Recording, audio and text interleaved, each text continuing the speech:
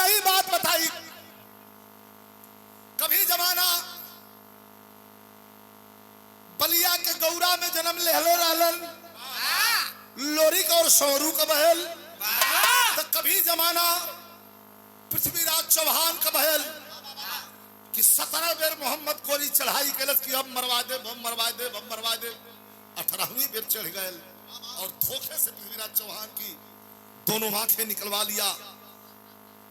पता चला है कि शब्दवेदी बाण मारते हो तुम। कथाओं में पुराण में हमने पढ़ा है, सुना है। खाली बोली पर पृथ्वीराज चौहान ने शब्दवेदी बाण मार करके मोहम्मद गोरी की छाती को छलनी किया था।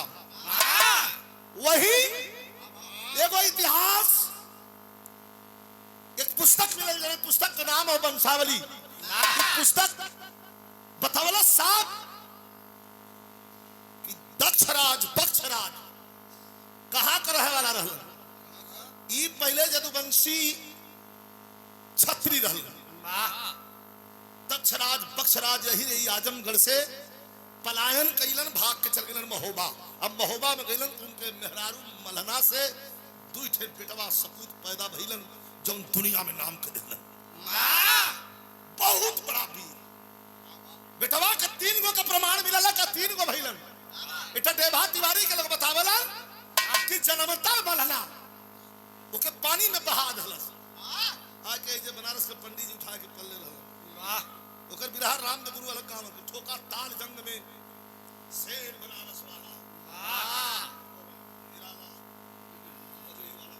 अरे वाह आइए वाह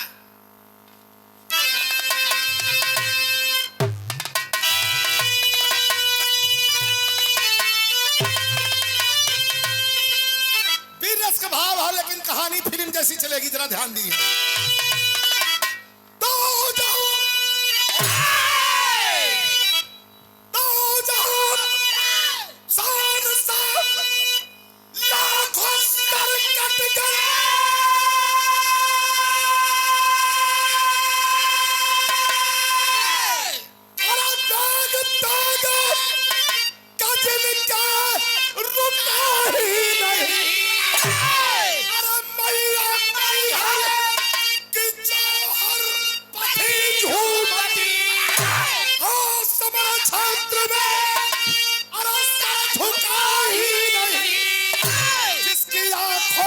दुश्मन है जो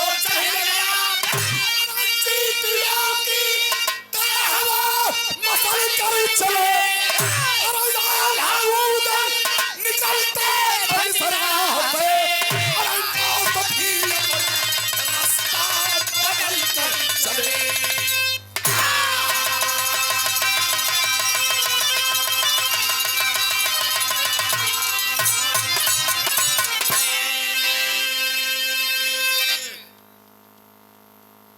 निकलते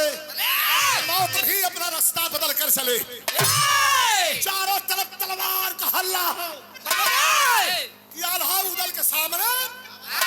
कोई टिका वाला नहीं है। मलखान और पलवान का राजशाही भी इन्हें के भरोसे चलत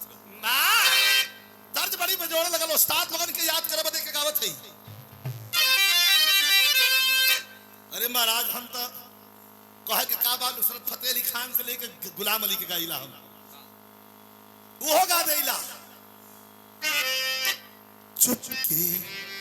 चुपके रात दिन आंसू बहाना चमकते चाँद को टूटा हुआ तारा बनाता। हम हो गई लेकिन गुरु लोगन के याद करत है। जब स्वर्गीय गुरु बुल्लू गुरु और रामदेव गुरु के विरहा हो मंदिर के पीछे बैठल रवीना इतना बड़ा रवि सूत जाए। अब यार कपारी जब आ जात लात से ही से ठेल के ऐसे लतावा से लोग हर कर और कपारी आओ तो ठेल के हर कर वही लतावा का देन है। लोग आते हैं विरहा में, लोग आते हैं, लोग जाते हैं, हम यहीं पर खड़े रह जाते हैं एक दिन कोई लथड़ के देंगे कैसा गुरु ने कहा कि पंजाब के बोतल में पंजाब के बोतल में कश्मीर का पानी है पंजाब के बोतल में पंजाब के बोतल में अरे पंजाब का पानी है पंजाब के बोतल में पंजाब के बोतल में अरे पंजाब का पानी है कितना लहा के गुरु लोग कहें कि पंजाब के बोतल में कश्मीर का पानी है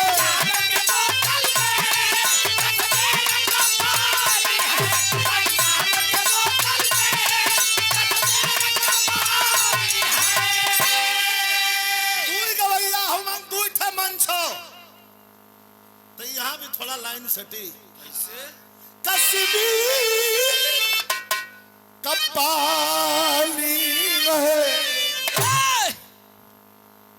लखनऊ की नजाकत है नजाकत यह बताइले के सोचा कह दे डंडा मार लखनऊ की नजाकत है ना नजाकत का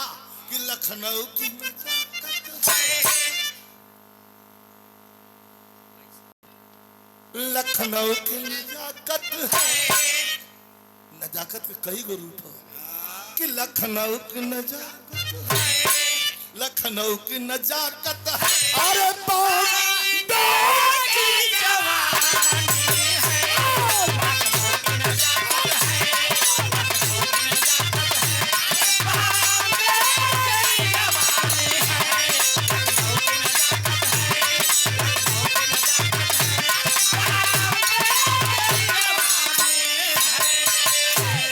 एक कहानी का शुरुआत हो गई बिरहा का भाव हो कि जंगसाली जवानों पे अरे तलवारों पे पानी जंगसाली जवानों पे अरे तलवारों पे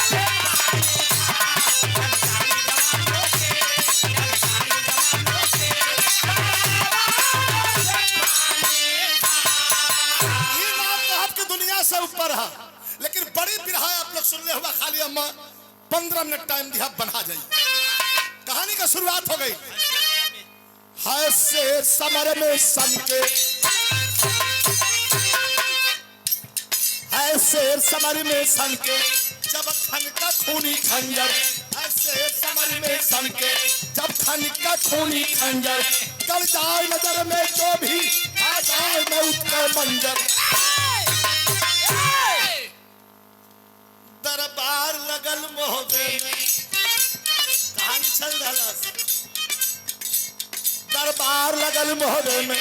बैठे आधा मतवाला दरबार लगल मोहबे में बैठे आधा मतवाला उदल बल खान बिराजे बैठन में सैयद ताला एक तरफ आल्हा एक तरफ उदल एक तरफ मलखान एक तरफ देभा तिवारी ताला सैयद सब कोई बैठल है जनता 2500 बैठल हो एक बात छिड़ गई बातों की चली परिचर्चा अपने में बातों की चली परिचर्चा आल्हा चिंतित हो बोले बातों की चली परिचर्चा आल्हा चिंतित हो बोले एक बात खटकती दिल में हर राज हृदय का खोले आल्हा कहलन कि गिरहो इधर बेटा इधर चलिए एक बात हमारे जियरा में कांटा मतिन गले ले रतिया के सुतीला तो नींद नहीं आवत का कमर बात है छिड़ गई बहस फूलवा पर फूलवा के रहल मोरंग देश के राजकुमारी अब वीर उदल के मेहरारू प्रेम विवाह के लिए अल्लाह ने कर बिरहा राम दो गुस्ताद लगा हुए उधर बने पहुरिया चढ़ल रंग पर पानी जवानी जिंदाबाद हो गई। मेहरारू बन के गल प्रेम के लिए आल वही पर बहस चल गई। उदल के खड़ा करौले गलत के तना दिन गवना करौले भरल कल भैया हो गए 14 साल। आल्हा रोवे लगे बड़े समाज में 14 साल तो के गवना करौले भयल भाई एठे कठो का लड़का दे दिले होता भतीजा खिला ले होई का करत हुआ ए मर्दवा ये बहुत बड़ियार मेहना हो। छिड़ गई बहस फूलवा पर बोले है सैयद ताला छिड़ गई बहस फूलवा पर बोले है सैयद ताला नयन समीरा गोदी में भंस चलाने वाला निकाल के तलवार उदल करकड़ा के दौड़लन जनाल की ताला सैयद का गर्दन काट लिहन। आल्हा खड़ा गलन कला खबरदार रुक जा कौनो पे जाए तो नहीं कहलन दौड़त हुआ तलवार लेके ऐसा बड़का मर्द रहला है तो कहे ना एक भतीजा एक बेटा पैदा करके हमारे गोद में फेंक दे होता खिला ले हमारो आत्मा जुड़ा गई हो। ताला सैयद जब मौका मिल गया कहा सुना सुना असली बात है कि है कोई कमी फुलवा में देखा बात को चोट का तरीफ दे रहा भले संतोष बाबू ताला सैयद का तो भैया असली बात आई हम दावा है कोई कमी फुलवा में या उधर की ना मर्दी हाँ या तो फुलवा में कमी हुई अने तो ना मर्द 14 साल से का कर दूं है कोई कमी फुलवा में या उधर की ना मर्दी उधर फुलवा के साथ है हम सबकी है हमदर्दी।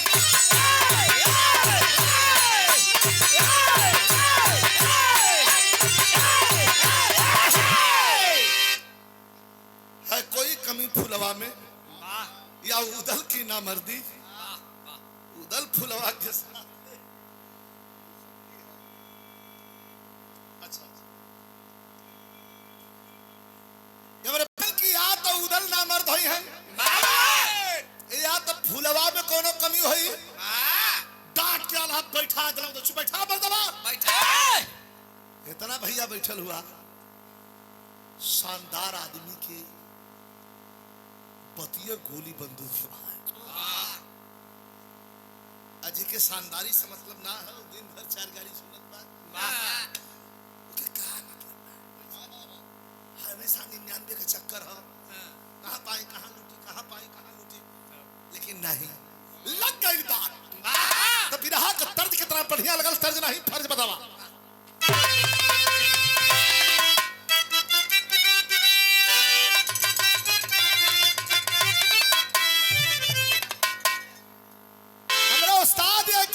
पसंद करें कि खंजरिया तेगा अरे खंजरिया तेगा से भी बढ़ के प्रेम है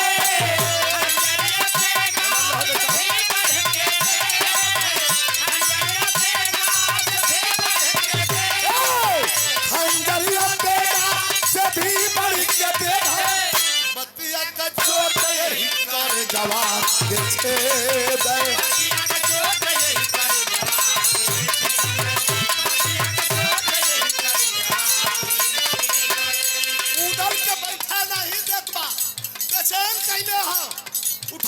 तलवार देखा घटना घट गई लेके चल दलन महल खोरी का कैलन अरे खुद के उदल नहीं सकले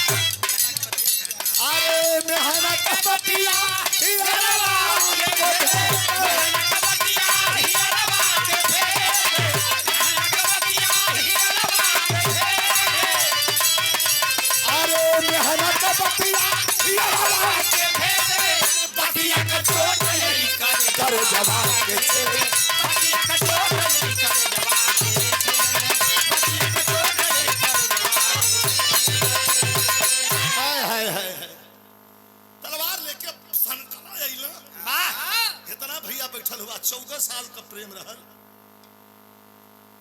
आए है फुलवा रानी वो जमाने में इतना सुंदर कोई ना रहल, सुंदरता का प्रतिमूर्ति रहल। फुलवा रानी सिंगार सजावत रहल गईलन आ जाके ये झोंटा पकड़ लेलन। तनी ध्यान दिया उठा लेलन झोंटा धके।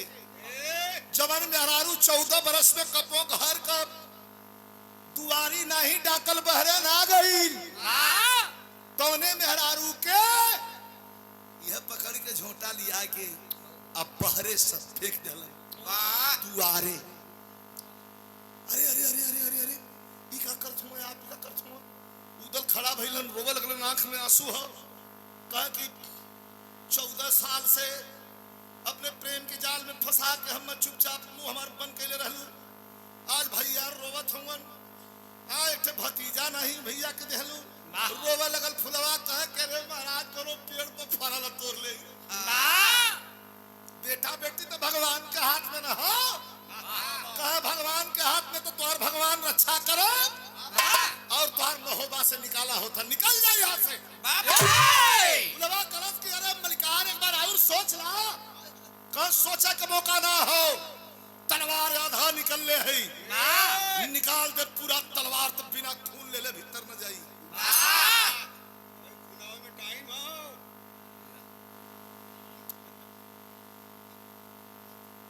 अच्छा त्रिकालदर्शी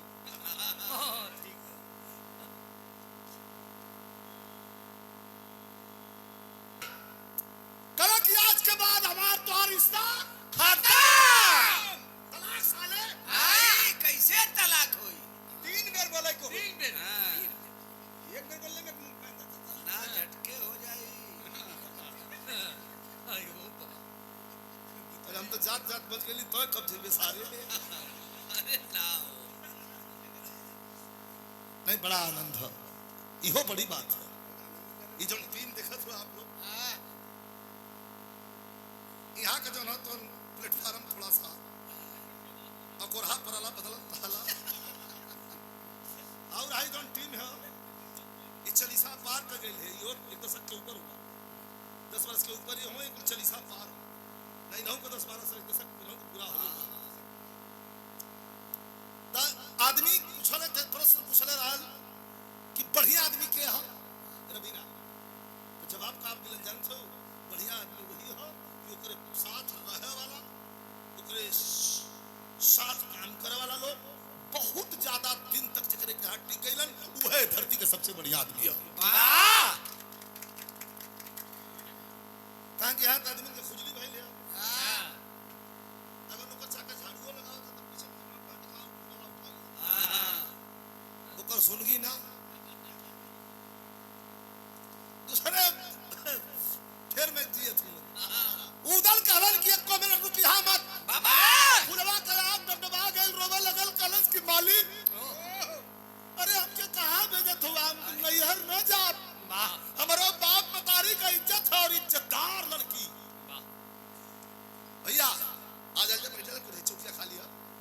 इज्जतदार अंदर चले वाले उस पर से इज्जतदार लड़की हमेशा अपने बाप मतारी करो। माता पिता के सेवा से बड़ी यार सेवा भी करो ना। फुलवा बेचारी वो जो टुकुर टुकुर ताकत है उधर तलवार लेके आया कयांसु पोछता निकल गया कलम घूम के ताका में थे। फुलवा बेचारी चले लगल तक देखा भी रहा बड़ा सुंदर मोड़ की तरफ बढ़ गया। संकल्पित दिल संकल्प लेहलस की नैहर तक न जा। अरे बाप रे बाप हमार सखी सलहर पूछी हो हमारे माई बाबू की इज्जत खराब हो जाई कि दिखाई है प्रेम विवाह के लिए लेनी है छुच्छे पैसा उदियावत लखे लखे दे इज्जत चल जाई। चलो कहा राम दो उस्ताद वाली तर्ज लगल हावी फिल्म का तर्ज लेकिन फिल्म से भी बढ़िया उस्ताद हमार गौलन।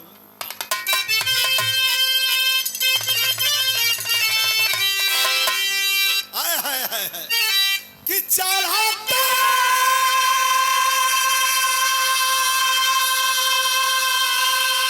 अरे चढ़ाता फागुन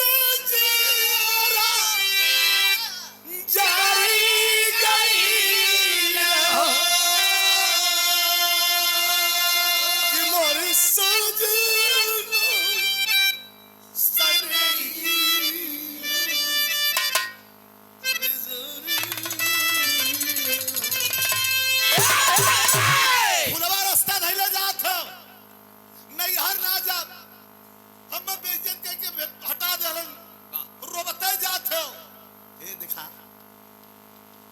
आपसे हमसे केहू से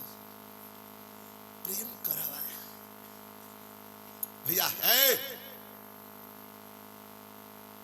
प्रेम करे वाला उखाड़ बोल रही तो बड़ा दुख देखा जौन एक उखाड़ है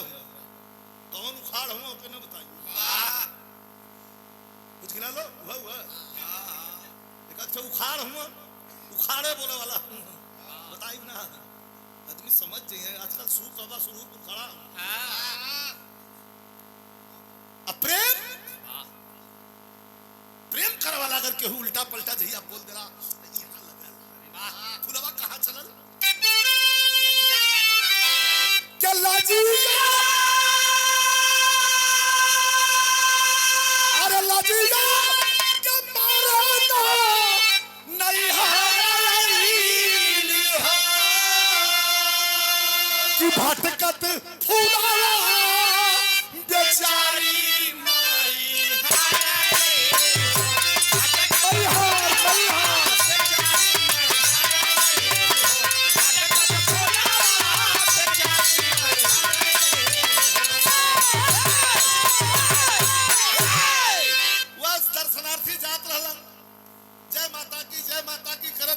बुंदेलखंडी घूंघट में हो बहुत सुंदर न रहा आज के आखिरी सीढ़ी पर बेहोश होकर गिर गई थक गई कुछ आदमी जाके पुजारी बाबा से कहन कि बाबा अरे थे दुल्हन थे लड़की थे मेहरारू ओके का कहल जा देव लोग का देवी लगत हो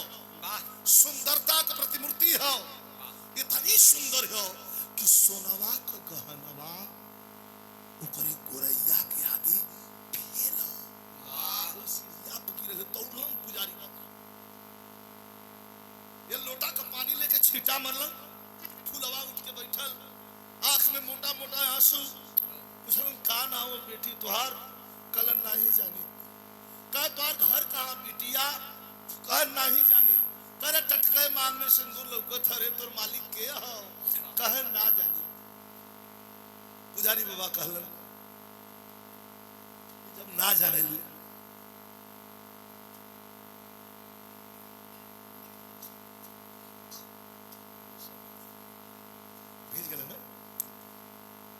जब ना जाने लू तो चिंता मत करा हमके अपन भाई चाहे अपन बाप समझा बाबा अरे जरा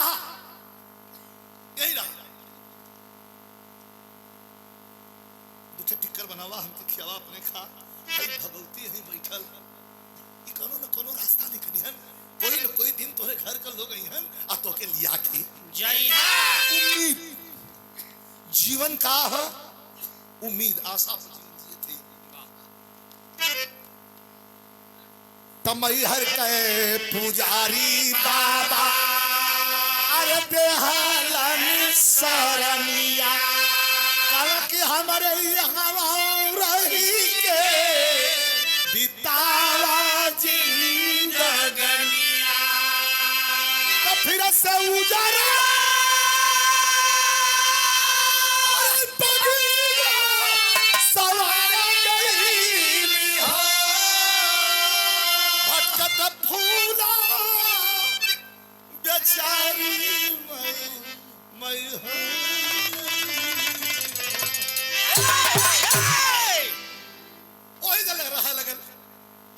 लेकिन एक बात बता दें भाई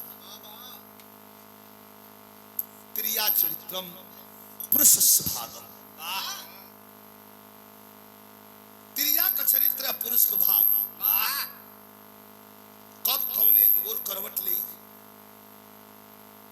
जिके सीख लेवे के हो जमाने में सीख ले लो प्रमाण का दे भाई जली बहादुर को लेला त्रिया चरित्रम पुरुष भागम त्रिया का चरित्र पुरुष का भाग कब करवट ले कि हर घूम जाइए कर कोनो ठीक ना फुलवा बेचारी वही मैयर के धाम पर रहा लगल अब बिरहा में एक लाइन पॉइंट हो बताई हे भैया औरतन के एक धर्म होला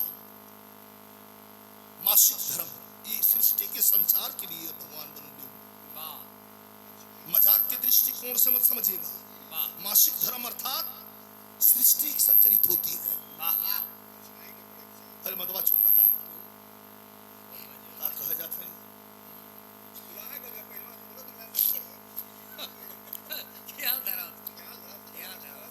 सृष्टि के संचार बदे ई मासिक धर्म बनावल हो। फुलवा का 20 दिन मासिक धर्म खत्म भल रहल, ई ना बताई तो बिरहा अधूरी हो जाई। 20 दिन मासिक धर्म खत्म भल रहल, उदल मार के भगा देलन। यहाँ आके 20 दिन बीतल, देखते आशा की ज्योति प्रस्फुटित हो गई। उ का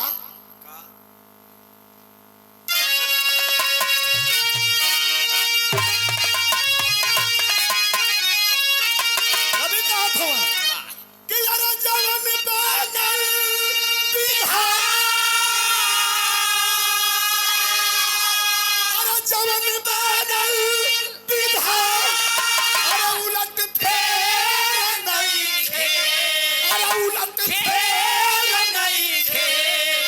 कि ऊपर वाला के घर में अंधेर नहीं खे।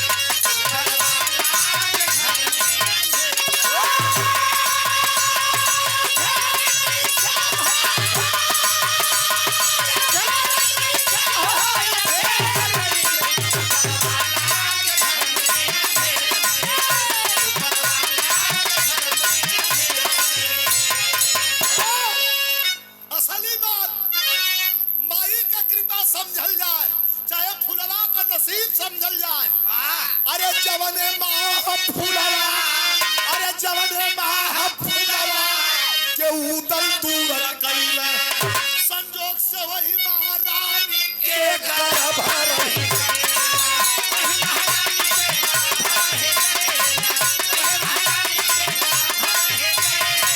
अरे दिलवा पलटा अबेर नहीं खे। चलिए 7 दिन बीतत बीतत फुलवा के महसूस हो गए कि हमारे स्वामी का निशानी हमारे उधर में पलट से मन बनौलस कि चल चली का। फिर बैठ के रोवे लगल माई के सामने, शारदा भवानी के सामने, कि न चली। इतना बेइज्जत करके कोई निकाला ला ना चली। वही से रहे लगल। 9वां महीना बीतत बीतत वही मैहर के धाम पर शारदा माई के बीड़ा बज गए, सोहर कूद गई, पुत्र धन के प्राप्त कैलस फुलवा। लेकिन अरे बिरहा सुनने वाले लोग पुत्र नहीं बारूद पैदा कैलस। तो कभी कहा था कि माई के दूध से, अरे माई के दूध से न पढ़ के दवाई, अरे बेटा पिए तब असर दिखाई।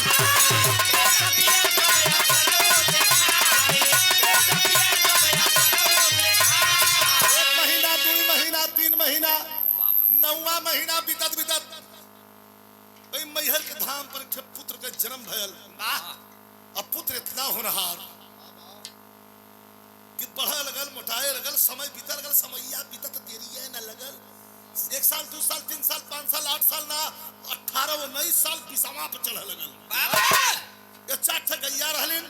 उन्हन के जंगल में दौड़ावे, खिलावे, खियावे, दूहे, पिए और रियाज मारो। वही जड़हतन मैहर के अखाड़ा पर अखाड़ा के कर रहा आल आम मछली से भेंट हो जाए। तो कभी कहा था कैसे मास्टर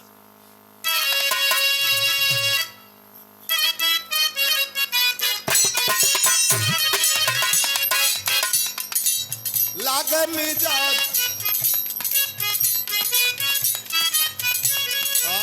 लागे मिजाज अभी सही नहीं है,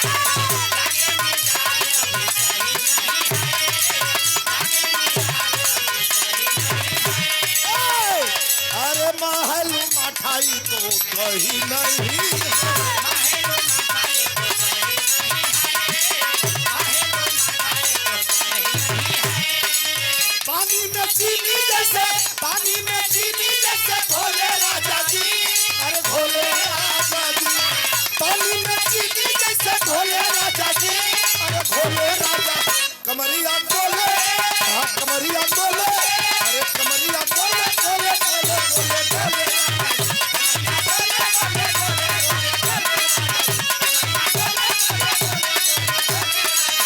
हमारे सुभाष भैया, हम लोग के परम मित्र, हमारे बचपन के फुलवा का बेटा जब भइले गरम रहे नाम अमरजीत बाबा भइले हो अमरजीत अरे जोश का पारा चढ़ के बोले लागल बा अरे बोले लागल बा जोश का पारा चढ़ के बोले लागल बा अरे बोले लागल बा जानिया मरमर अरे जानिया मरमर अरे जानिया मरमर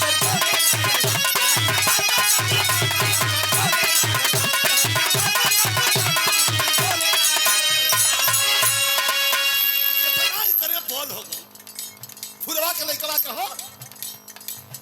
मेहनत करके रियाज करके देखा जे करी ये लड़का वायरल भला बिहार में इस समय राजा यादव वायरल भला लड़का है कोई चीज नहीं कौनो जवन बात ना हो कोल डब्बा का मिला प्रोटीन कौनो प्रोटीन नहीं घरेलू नुस्खा 5 लीटर दूध घी बादाम और बिहार के नाम को विदेश में भेज दिया वो लड़का राजा यादव बिना रुके बताया है कोई आकर के देख सकता है 100 किलोमीटर सलाह हम बड़ा बहुत हो गया इंडियन आर्मी का धावक कहा दौड़ सकते हैं लेकिन रुक राजा यादव ने पलट के जवाब दिया था आज के जवाब है कि 100 किलोमीटर न दौड़ दिया तो फिर आज से दौड़ छोड़ दो रियाज है ये तना रियाज फुलवा का लड़का कैलस महेंद्र ये तना रियाज कैलस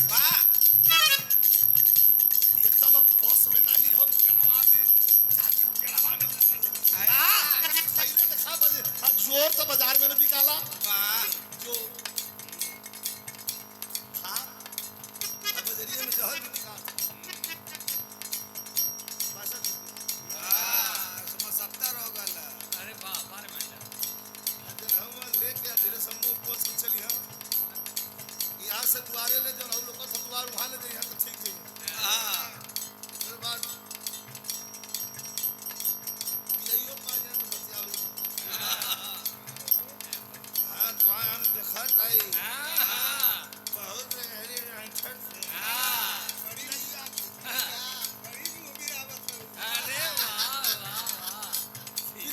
बड़ा में धन्यवाद लेकिन देखा ये तना जोर हो गया लगल भाई हर का खाऊ जाने के कला खाना आई बदला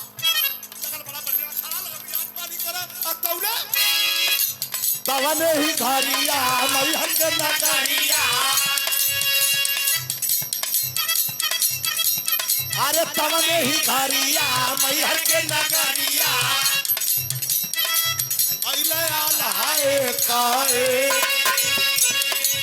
आज ले आल्हा कोई पोखरा में नहा के अपन बाल बता दिया और काठरिया चलो तो पोखरा में पोखरा बगरिया में खलैया अपने मन करिया टोकले इनके जलन हो लगल कल रे हमरे खाना पर हमरे रवाई कौन सवारी याद कर सा आल्हा कलर रे लड़का खड़ा घर का कहे आओ या पकड़ लड़ा दे फुलवा के लइकवा कहला कि पटक दे उठा के देबा बौरा मत पुरान आदमी हुआ संभल के तवने ही घरिया मई हर के नगरिया अइले आल्हाए आए अखड़ पर भेट अमरजीत से भइले बा अखड़ पर भेट अमरजीत से भइले बा हकल करे जब धक हाथ में नौवर भाई हाथ में नौवर भाई चोरिया हाथ में नौवर भाई अब ये दिखा कर रहा था हाथ में नौवर भाई चोरिया नौवर भाई देखा देखा ना पूरा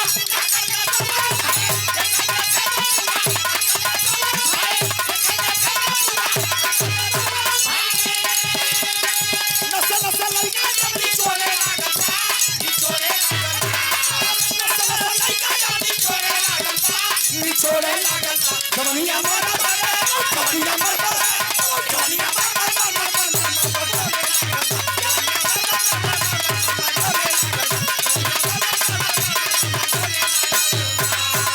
यह गलती हो गई। लड़ले हो तो लड़का जान के लड़ा दिल हो तो लेकिन आल्हा बहुत बड़ा बात आल्हा यह गलती की। एक कुंटल का यह हाथ उठा के अब वही लड़का के गर्दन पर अमरजीत की मरलन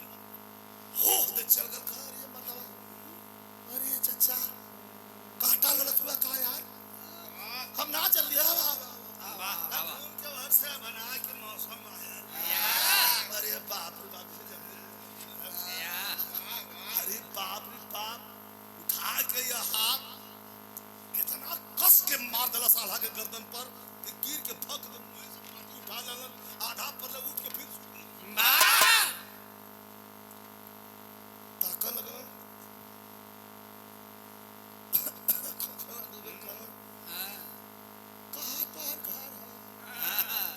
बदल गई बस एक बेर में अरे जोरे कर रे मर्दवा नीचे लखा अरे पूछ नीच आदमी तो भाषा से बोली से व्यवहार से होला बिरादरी यहाँ जे जवन काम करे लगल बिरादरी बांट दे गई भगवान के कहां से बाबा बिरादरी तीन ठे बनावल नर नारी एक ठे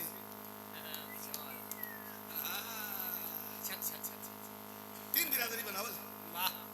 नर नारी और एक ठे बिचवा चौथी कोनो बिरादरी ना यहाँ जवन हो लोगन अपन बिरादरी बांट दे जे भैंस को काम लगल गई लोग जब यही से तलवार तेगा चला के काटम का बलवा करल गल छतरी हो गल जे चमड़ा काम लगल चमार हो गल जे ताड़ी उतार लगल उपासी हो गल जो मछली घूम के मारल गल हल्का से भोर हो गल यहाँ आओ मजाक ना यहाँ कुल जान हाथों इतनी सजावट भयल वो तो बाबा साहब बी आर अम्बेडकर ना रहो तन देह में करेंगे में कुछ झाड़ू बनवा के चल आगे जा थोड़ा सार पीछे झाड़त जा पीछे से अल्लाह अब बाबा साहब के संविधान पर भी कुठाराघात हो। महाराष्ट्र का चुनाव यहाँ का चुनाव 9 सीट सोशल मीडिया पे आप लोग देखे होंगे कि एसआई ऐसे पिस्टल तान करके लोगों को रोक रहा है कि कोई नहीं आगे बढ़ेगा, मतदान करने से रोक दिया गया। और एक बात आज विजयलाल यादव मंच के माध्यम से कहना चाहता है आपसे, अपने दिल की बात कहना चाहता हूं, ऐसे इनको नहीं हटाया जा सकता। अब सड़क पर उतर के जवानों को क्रांति करनी पड़ेगी, तब इनको सत्ता से बेदखल किया जाएगा। हमारा हक, हमारा वोट, और जबरदस्ती एसआई रिवॉल्वर दिखा करके रोक रहा है। लोग चिल्ला रहे हैं कि भैया ये मेरा पहचान पत्र है, ये मेरा आधार कार्ड है, ये मेरा निर्वाचन कार्ड है। कोई सुनवाई नहीं, साले दिखाई दिए तो फिर ऐसा क्या कभी हुआ है? अंग्रेजों से भी पत्थर हो गया भारतवर्ष। अब संविधान को बचाने के लिए पीडीओ को एक साथ आना पड़ेगा। मैं यहाँ प्रचार नहीं कर रहा हूं, लेकिन प्रचार करूंगा क्यों नहीं, मैं नेता हूं। देखिए मन करी बुलाइए, का भैया सही है गलत? लाल रोड में जनरल राइफल चमकावत रहा बाबू साहब कहन सुना ये सब ना होई। हम कहली कि राइफल मत दिखावा, ऐसा कितना धइल ये तो कोठा पर सर गई। सैदपुर क्षेत्र में घर है, सेकंड चंबल घाटी का हालत है, अब तो सुधर गया। नहीं तोहरे मत लोग इसे सांड भैंसा खेला में उतरे हमारे कहीं खेला हटा दे हटा देना पकड़ के कहना भैया आता चल जाने ते तोड़ कुछ जाई तो हम जौन गावे आल ही हुई के भाई गाई वाह भसवाला हम इनाम देलन का एक दिन जाने देले रहना कहना फलाना 500 रुपया भारतीय जनता पार्टी हम कहीं पानी में पत्थर गई हम मजाक हम करी बाहर तो करेजा पर हाथ धर के दिले होगा तो के 5 जने पुराने से सोना तनी मार मरियो तो रात दिन हमन के कोसा घरे जाके विषयांतर हो गई, क्षमा करिए। आल्हा गलती कैलन चला लड़का उठा के दोहरा देला गिरला आल्हा तक ताका लगल एरिया वरिया करे मर्दवा कोनो देखत त ना आल्हा बहुत वीर रहल। आल्हा के वीरताई बताई। उदल के मलखान के परमाल के ताला सैयद दिभा तिवारी पान जाने के लड़ाई के तो आल्हा हट इतना बड़ रहल ठोक के ताल। अब मुस्किया के आगे बढ़ल का चचा अड़ा मच के मर ले तो रियाजी हमार शरीर ना हो तब तो गईले रहली है हमार गर्दन तुम तोर भल ला तो हमरो एक चालू को है बर्दाश्त करा ले ला लगना अपन ऐसे ऐसे कहना नहीं ठीक है यार लड़बे का कहां लड़बे कल लड़ाई बांग आया आ तो लग कर बगुल हो गई मास्टर उस्ताद वाली तन लग गई हो।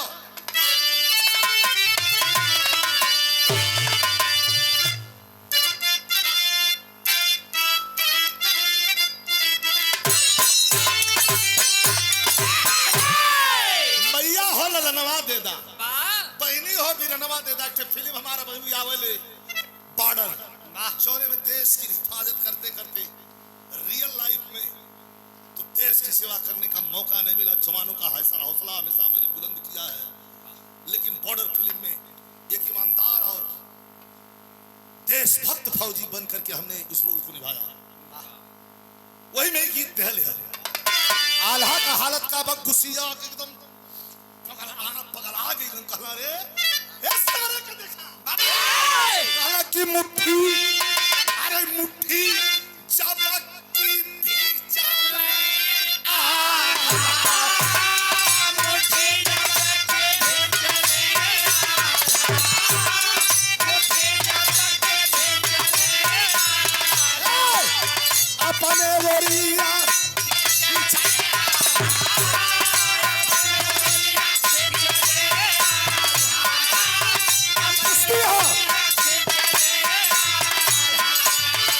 पहले तो जनावल जैसे अरे पहले तो जनावल जैसे अरे कपड़ा जैसे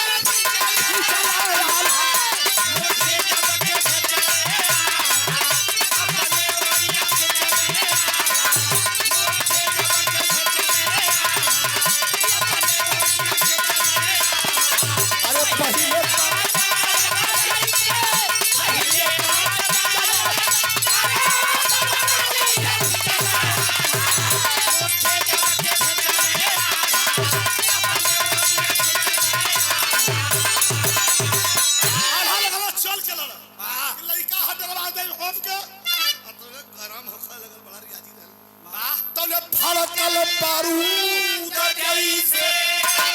प्यारे लाल वो हमके देख के लिखल नहीं का गाई कि भारत कल बारूद जैसे अरे अरियल पहाड़ ऊपर भारत कल बारूद जैसे अरियल पहाड़ भारत कल बारूद जैसे अरियल पहाड़ आल्हा के उठौला सलरिका अरे लाला के उठौला सलरिका धोबिया आल्हा के उठौला सलरिका तौले संता के धिया संता से घेरे संता से घेरे अबे हिना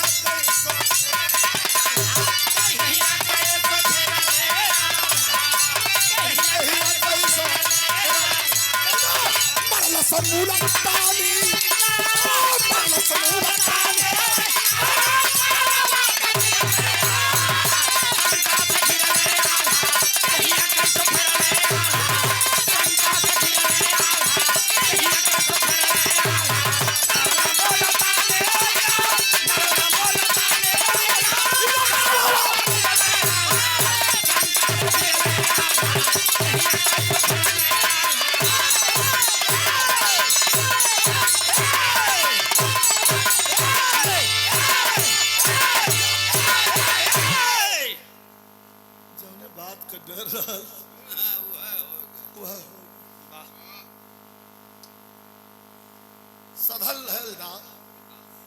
दाव का साण भैंसा लग जाई तो चल जाई।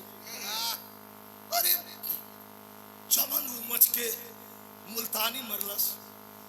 आल्हा आके चारों खाना छी वाह यार और आल्हा ताका लगला कि तो पटक दलस कोनो देखत त ना ना तो बड़ा बुरा हो गए। उठ के बैठल ना भैया उठ के बैठल ना पूछत हूँ करे लड़का तोर कहाँ घर है का बस बस एक बेर में एक बेर पटकले लगला घर पूछे वाह लड़ा का और मन करी कुछ तोड़वावे फोड़वावे को मन करी तो रुकल ले जा बेने फिर आई वाह आल्हा टुकुर टुकुर खाली ताकत है ये 200 रुपया पुरस्कार ये भाव पर आला मरलस मुल्तानी वही खड़वा पे गिरले आला 1000 रुपया दिन देने पे हतनी गौर करी है वाह ये कहीं बाव ना जाई जला हमें जितना दे छुआ लो ये बाव ना जाई हमार वादा है जे जितना देई ओकर 3 गुना भी आने हो जाई वाह बड़ा संतोष गलत है सही निकल जाई कहता करे लड़का पर का मजाक के लिए आप लोग बुरा मत मानिए कि ऐसा हंसे बोले कैसे जा खाली लगातार गाई कुत्ते घबराई दे का बचवा तो कहां घर रे क्या कर लड़का हुए बस का कि लड़ा का मन करा तो इधर रुकल नहीं हां क्या करस मास्टर तभी से कोमल लगा तभी से कोमल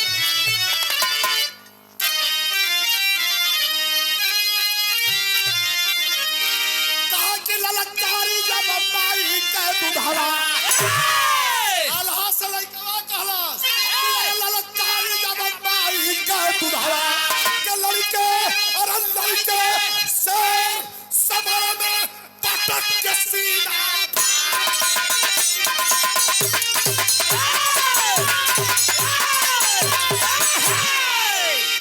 लड़के शेर समर में पटक के सीना फारी ललकारी जब माई के दुधवा अल्लाह टुकुर टुकुर ताकत कला के कर लड़का है बताया कि जो हाले कपड़ा पहले कर माई हमारे वही मारे ली या थे ऊपर कहना कैसे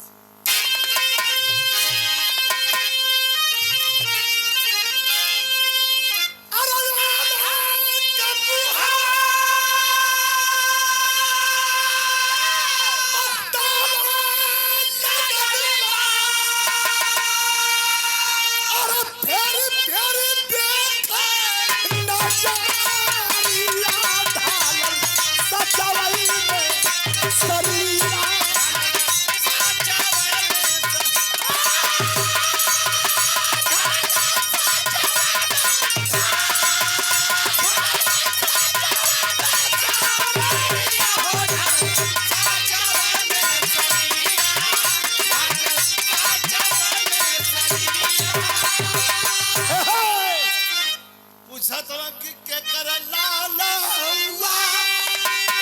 ये बेटा करे सरवा पटक दलस लेकिन करे प्रति खाए खाए हमार प्रेम खाए खून की कीमत आला कहे कि क्या कर लाला हुआ कहां बाव तनवा कवन मतार तोहर कैली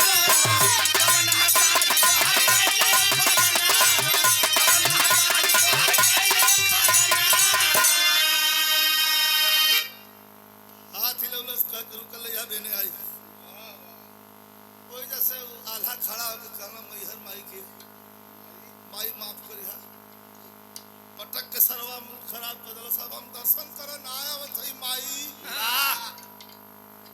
अब महोबा से लौटब तो दूसरे बेरे आई आइला महोबा में दयाई के महोबा आई के महोबा करे लगल चर्चा बकीना बतौल छुअले बाबरी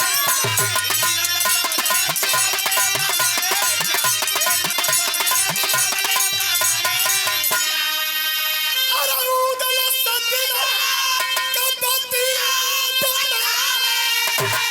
आया सुरन से भारी नजारी सचवई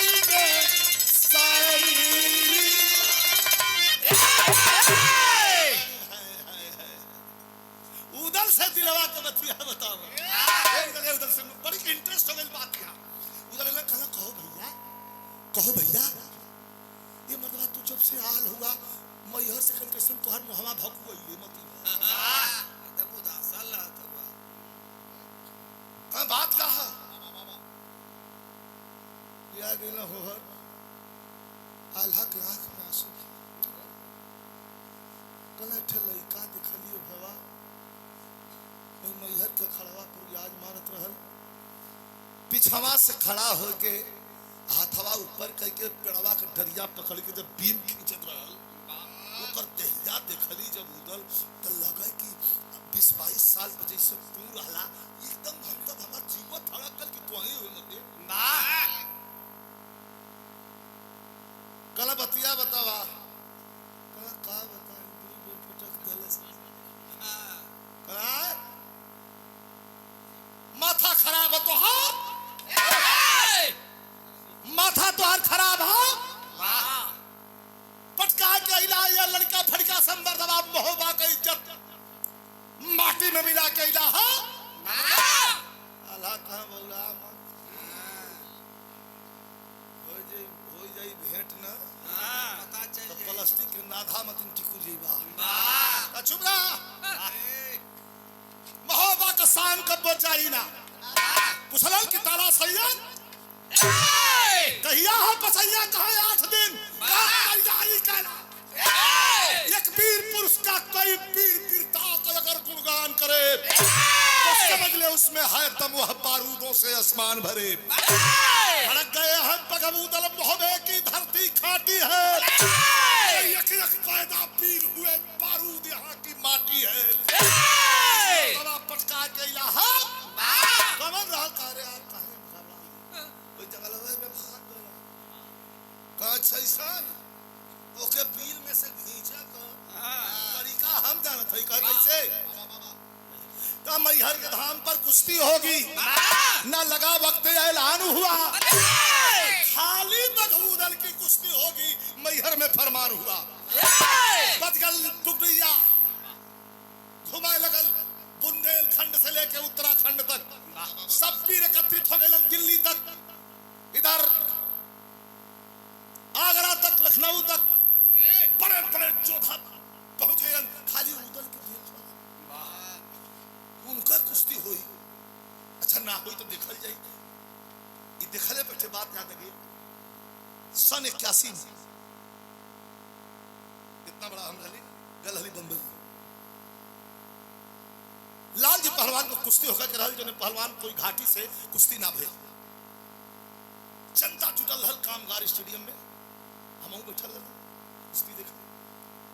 तो लोग कहन कि जब लाल जी का कुश्ती ना भइल तो लंगोटा जंगिया चढ़ा के पहिरा के खाली अखाड़े पे चढ़ावाएंगे सम्मान के रह जा 1 बोरा रुपया आदमी देला कितना एक बोरा हम अपने आप से निकले खाली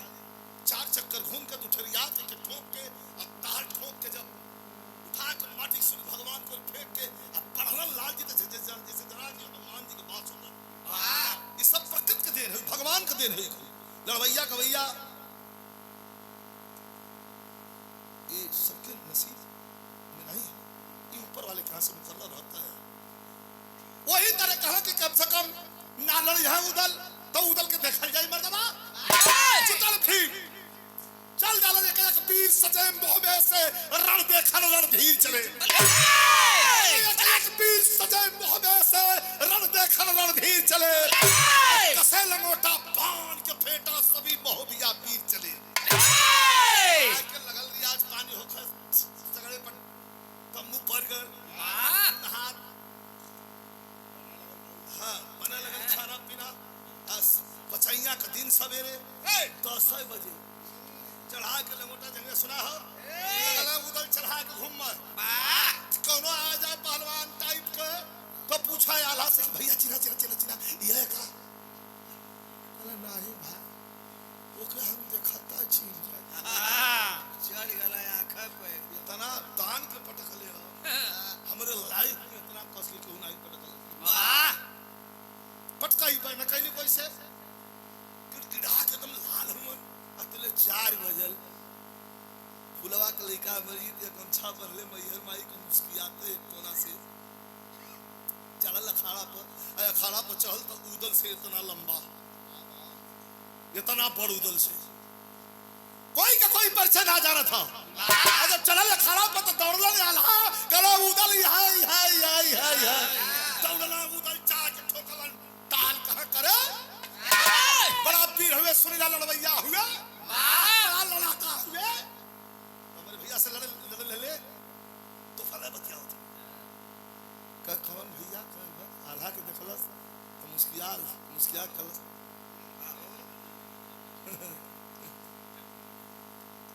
इशारा भी बड़ा खतरनाक इशारा भी इतना दुष्ट लड़का रहा दिन भर बदमाशी ट्रेन में ले जाए मतलब बाबू कहना साले एक शब्द जो उसे बोल दे कुछ जान जे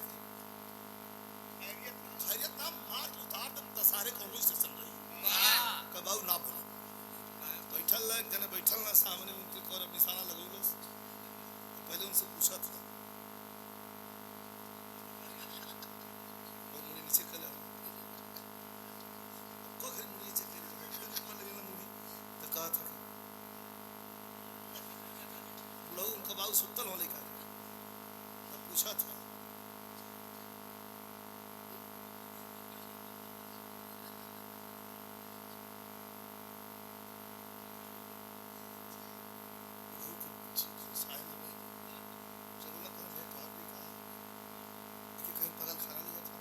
कुछ कला से कहा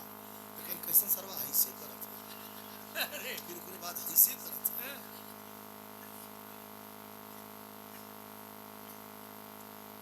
कहना है तो आपके ना कहत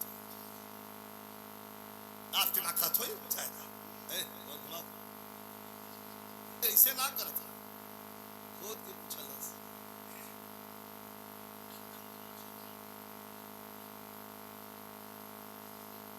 लोग खाली इतना मुड़ी लोग तो कहा था तब का ही दादा खड़ा हो अरे खड़ा हो गई ना फिर जाके बाबू से कहा कि भोसड़ी वाला लड़का कहा बदवा करा तो साला ही हल्का कहले हम मरल 4-5 जूता कहता हम ना कहले मारे तू अब मरदवा पूछलिए कि तब पूछलिए कि बर पक्ष से हुआ कि कन्या पक्ष से हुआ तो ये बोलते हैं ना हम कुत्ता हमका दवा हाथ मिल गए तनी अंतिम लाइन हो देख लिया न उदल के पता हो कि हमारा खून हो और न वो के पता हो कि हमारा बाप हो हाँ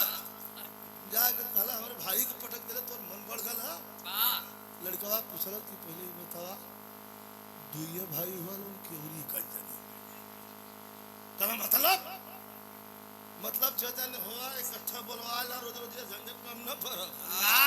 हाँ ये हर हफ्ते में जब पारी पहले हुआ लोग तो तुम लोग को खर्चा होता जब हम बोलावा जो खाली करी हम अल्लाह दौड़ के ना उधर की कलाई कला हम तो कहा कि मत लड़ भाग कहा बिहाने से आज हमारे पानी आँख फरकत रुकती ना है एकदम लगातार चल अब पानी आँख हमारे फरक तो खतरा होला आल्हा के डांट के उधर डांटला हटा मर्दवा यहां पटकले रहा भावा पटकले यहां रहल लेकिन हमके तो अकेल पटकलस जंगल में केहू ना रहल तो यही जमाना के जुटा के पटकाए के फिर वाह चढ़ल हरे देखत हुई दिलसल सरवा 50 के पार तो उम्र गई रहे देहान मिला के कल 10 बजे कुश्ती हुई जुटल चारों तरफ एकदम भीड़ हुई जंगल में आल्हा के अखाड़े पर आ गयल ऊपर जाके फुलवा माई से कहत कि माई इटे खमंडी सारे के खत्ता पहिलवा पटकले रही है आई अपने भाई के लेके आला बदला ले कहा तना ये था फुलवा ले गई जाके अचरा बढ़ा के माई के सामने कहत कि माई ये कुश्ती ना है माई महोबा के इज्जत का सवाल है अब माईओ कंफ्यूज और महोबा वाला यो महोबा वाला हो माई घबराए लगनी की का कहत हो खाली हमारा लड़का कौनो हालत में जीत के आवे के चाहिए तब जाके क्लियर बाबा उल्हा के पहिरा के माला सवेरे 9 बजे लखा है के टीका माई का और प्रसाद चना मृत्यु के भेजल ताकि जा बेटा हिलाई ना कोई लेकिन यह कह के चलल कैसा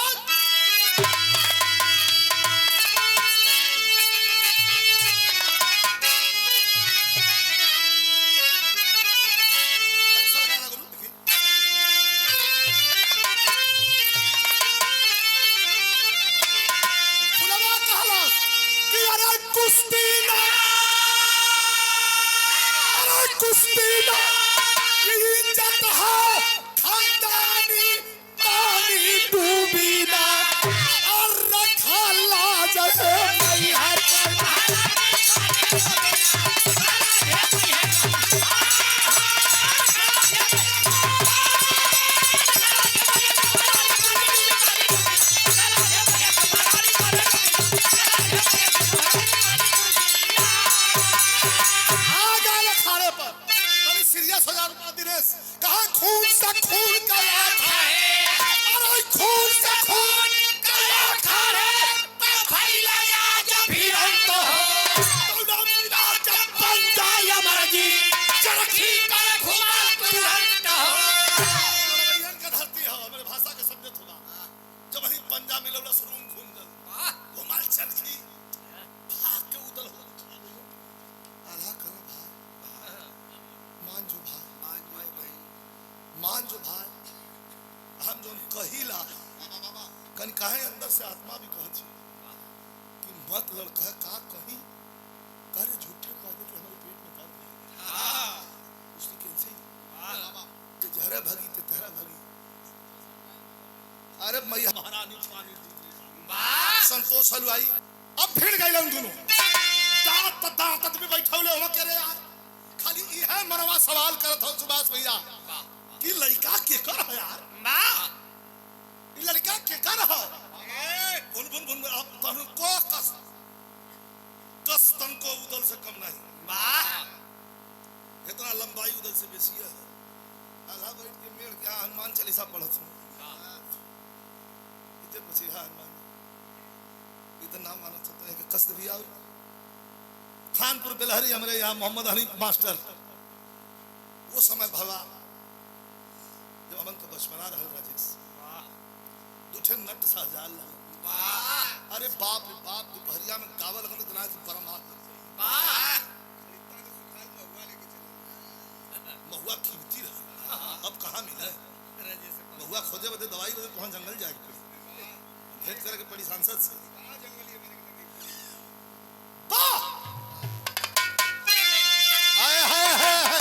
जब दोनों भिड़ला हाथ मिलल तो मोहम्मद हनीफ मास्टर का आला हो चलो के लोहा जब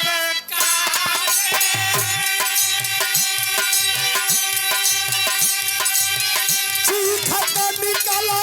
तबला अरे अपने लोरा खींचा बधाऊ अमर जीत समझे पुलरा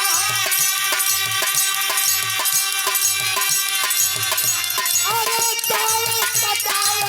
का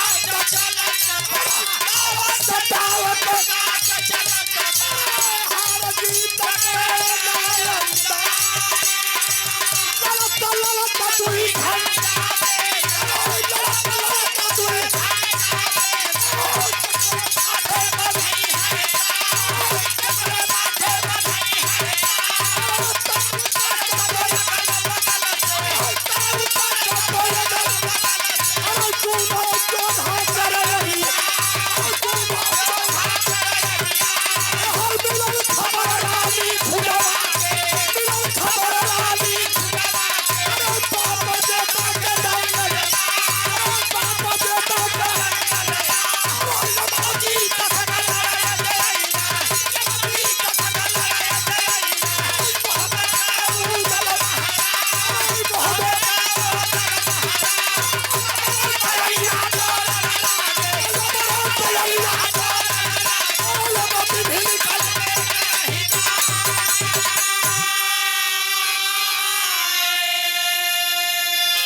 घंटा में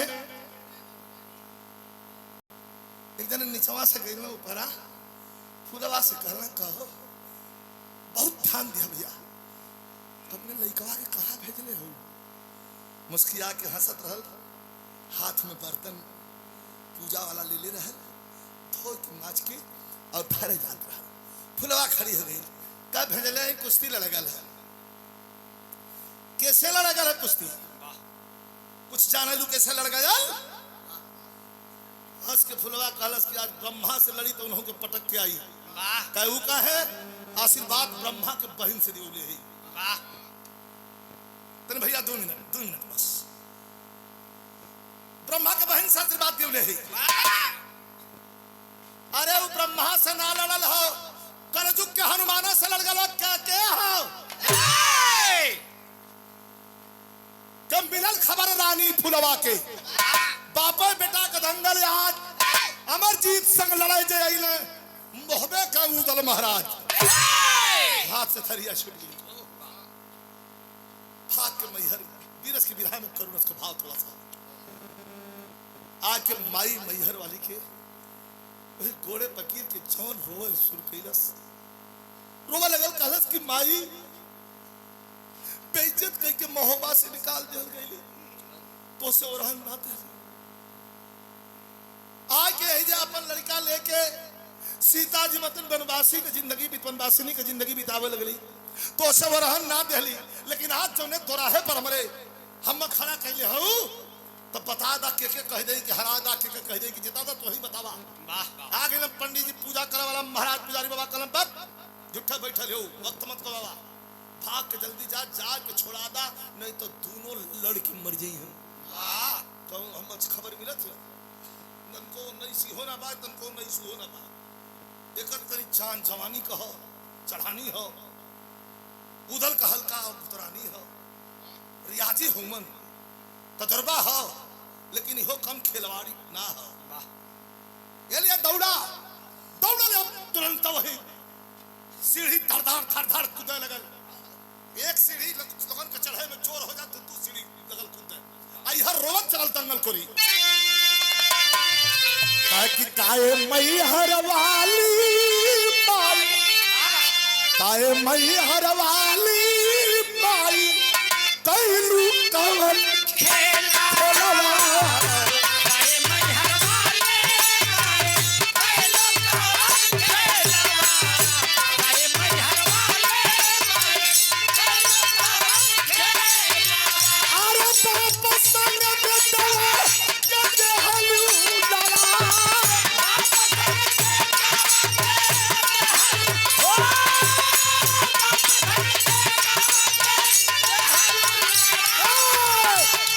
करे हम जीत के लगई बेरजी।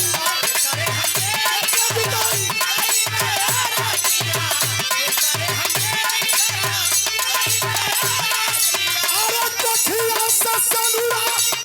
लया जाता।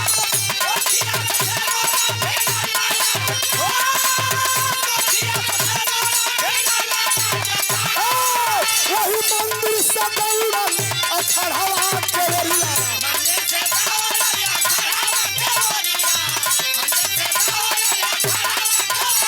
अरे दोनों जन के कुश्ती करने वाला छोड़ा।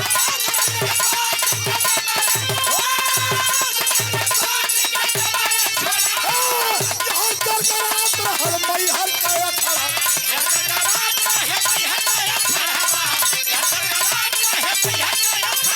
अरे भाई साहब लाल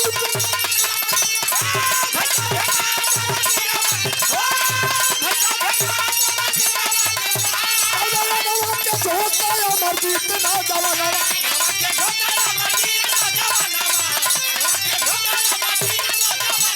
अरे भूत चलिया मुल्तानी।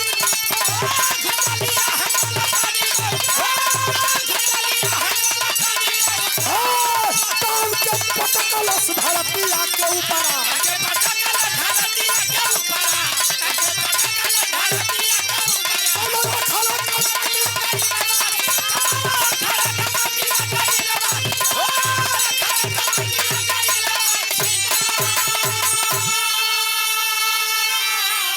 टाइमिंग देखल जाए सधल दाव मुल्तानी धने पर आल्हा के पटकले रहल। वह उठा लिया आदमी के ताली बजावे के ना, आदमी दांत पुतात बैठा के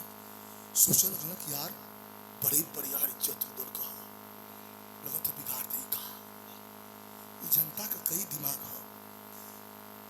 जब ही थौले से मुल्तानी आतले फुलवा ओकर माई अखाड़े के दांती पर चल जोर से जैसे चिल्लाई खबरदार रोक ले। सुनात बाबा बाबा बाबा बाबा में किलो उठौले हम फुलवा के खड़वा में बड़वा धरत धरत मारला से ये खाना पर 80 अंश का कोण बना के ग्रीन था दे अब पर छाती पे चल चल के लगा आल्हा को ताका कहां गई आल्हा वही जन हो तो सारा के मेड़ है वही में मुड़ी लगा। अरे बाप रे मने कैली है हमके तो अकेले पटकलस के बाजा बजा के बेइज्जत हो मेला बटा ले ले मेला बटोर के बेइज्जत भयल है। फुलवा पहुंच गई अंतिम एक लाइन विराम मरलस खींच के थप्पड़ फुलवा अमरजीत के गाल पर ताकल है माई तो हूं आई लेका का उतार कहे का उतार छोड़ कहे ना छोड़ का कहे ना छोड़ कई घड़ी हर हफ्ता में सारे आवत हो इकठुन के मुआई दे डिराजी है सुता ना जल्दी यही के मुआई ये बड़ा गोड़ पटकत ला फुलवा के आंख में आंसू का छोड़ दे रे का ना छोड़ब रे ना छोड़ब फिर एक थप्पड़ मारस का चल ऐसा थप्पड़ आदमी चुप एकदम शांत तब रोवा लगल फुलवा कलाई धैल सपने बिटवा कही है कलस का कलर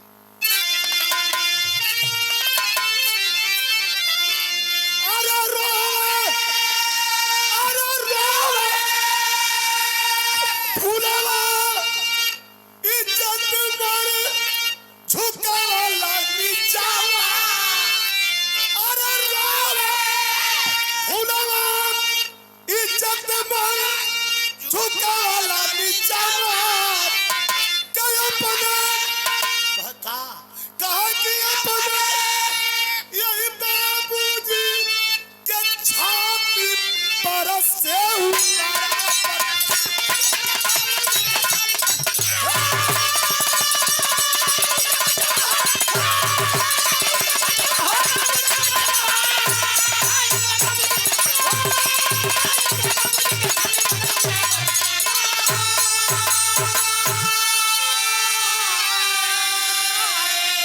फुलवा इज्जत मर झुकावला निछवा अपने बाबूजी के छाती पर से उतरा छटक के हो खड़ा भल आके पूछा था करी माई बाबू है हो कहा हाँ भैया का करे माई हो जो मिलिया के मुखात हो वो क्या माई फुलवा बुंदेलखंडी घूंघट में घर तकला करे बाप रे बाप जेठ जी तो बड़का बाबू मरे ये माई गलती हो गई ऐसे कस के उठने को पड़ा माफी मांग दौड़ल घर जाके आल्हा गट्टा धे गलत की माफ को या बड़का मारू आला को समझता हम ना जल्दी अपने खून खानदान वालों को मदवान को धीरे धीरे पटकले हुए कहां सारे पहले ने से बात ठीक ना तोरा भैया फुलवा हाथ जोड़ के उधर के सामने पूरा महफिल को इधर बैठल जा कता फुलवा हाथ जोड़ के उधर के सामने माफी मांगी थी माफ कर दिया तोला लोगन का बेटा तो हमका इज्जत खराब कर दिला साला उधर इधर छाती फुला के कहल कि दुनिया में बड़ी लड़ाई लड़ली अब बड़ी लड़ाई जीतली लेकिन जितना ये लड़ाई के हार गईले को खुशी हो उतना कोनो लड़ाई जीतले को खुशी नहीं हुई का मतलब रोवे लगल बतावे लगल हम समझत ना है समझावे लगल कि जमाने मोहब्बा हमर छूटल साजनवा अरे वही मां कोठी आई में पड़ल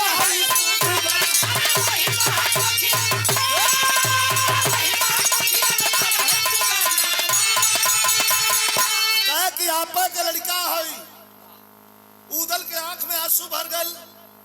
कहला कि छोटी सी बात पर तना नाराज होके लौटलू का है ना का याद करा छोटी सी बात रह 14 बरस घर में रानी बना के रखले हला आ एका एक कैला पकड़ के छोटा नौकरानी से भी पत्थर हम कर देला वाह आ कहला कि भाग जाए यहां से तो तलवार निकल जाई तो खून चाहिए वो अपमान पे हम झेल नहीं पाएंगे लेकिन हम माफ कर दिया वही तोहरा लोग लड़का है तो हम समझाओ फुलवा जब ही आगे बढ़ा कदम बढ़ौलस अतर दौड़ के उधर कलाई पकड़ के घुटना के पर बैठ गई कल के सुना आजकल समाज में है कि मेहरारू का भक्त था मेहरारू को गोद कर कहां भूले हैं ये सृजन की जननी है यही है तो हमारा आपका वजूद है ये नहीं है तो सब शून्य के बराबर है इसकी इज्जत हर हालत में करनी होगी सम्मान देना होगा क्योंकि आज शक्ति भी यही है स्वरूपा भी यही है माँ भी यही है, बहन भी है, बेटी भी है, इसके कई रूप हैं। हम जिससे शादी हमारी होती है, हमारी धर्म पत्नी के कई रूप, कभी माँ के रूप में दिखती है, कभी बहन के रूप में दिख जाती है। धर्म पत्नी तो ऊपर वाले के हाथ से रिश्ता जुड़ा हुआ, लेकिन उसके कई रूप। सम्मान करना होगा। सम्मान इसलिए करना होगा कि यही सृजन की जननी है, ये है तो हमारा आपका वजूद है, ये नहीं है तो सब सुनने के बराबर है। कहलन उदल सुना, दुनिया का लड़ाई जीत गईले का कोनो असर ना पड़ल, ये लड़ाइया के हार गईले पर खुद सही कैसे बड़ी प्रतिक्रियाएं सबके लिए हो। कहा कि दुनिया में चाहे हर एक बाप समझदार हो, अब बेटा वो कर निकले वो से शानदार हो। हर पिता अमीरी में गरीबी में चाहे जैसे हो, उसके मन में होला कि हमार बेटा हमसे भी शानदार निकले। हाय अरे यार कोहिनूर दामन के लगाना तेरे बने बाबूजी के छाती पर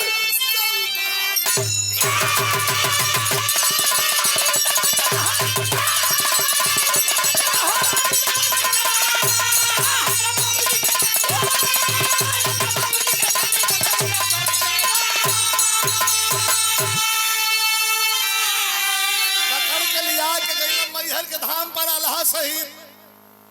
अब मैहर माई के चरण पर चढ़ावल सिंदूर उठा के दोबारा फुलवा के मांग में भरलन करण भगवती माफ कर दिया। वो अपमान फुलवा के अपने दुल्हन के नहीं कह रहली, वो अपमान तोहार कह देले रहली। इसे त्राहिमाम त्राहिमाम त्राहिमाम कह दिया भगवती।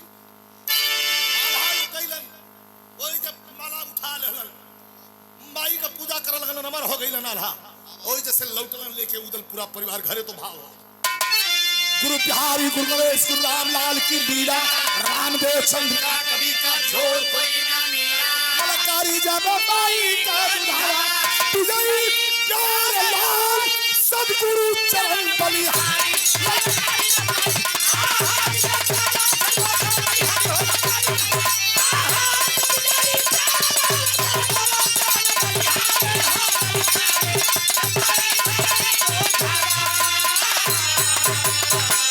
शंका मिटा